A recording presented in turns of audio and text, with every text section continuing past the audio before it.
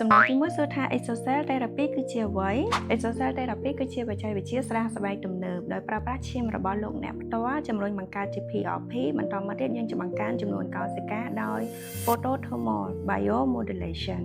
វាជំរុញឲ្យផ្លាតឡែតនោះបញ្ចេញជាមួយនឹង cytokine ជាមួយនឹង growth factor និង exosome កាន់តែមានប្រសិទ្ធភាពខ្លាំងជាងមុនចំណែកសំណួរទី2តើវាមានអត្ថប្រយោជន៍អ្វីខ្លះសម្រាប់ស្បែកសម្រាប់អត្ថប្រយោជន៍របស់ Exocell Therapy គឺវាធ្វើឲ្យស្បែករបស់យើងមានសុខភាពល្អពីខាងក្នុងមានសំណើមជួយផ្ចិតរោមរោមស្បែកភ្លឺថ្លារួមជាមួយនឹងការបង្កើត collagen និង elastin ដែលធ្វើឲ្យស្បែករបស់យើងហាប់តឹងណែនបង្កើតភាពរលាស់នៃស្បែកបានល្អព្យាបាលស្នាមជ្រីវជ្រួញជាមួយនឹង fine line បានយ៉ាងល្អសំណួរទី3វិញតើស្ថានភាពស្បែកបែបណាគួរតែប្រើ Exocell Therapy Exocell Therapy ស័ក្តិសមជាមួយនឹងស្ថានភាពស្បែកស្រអាប់ស្ងួត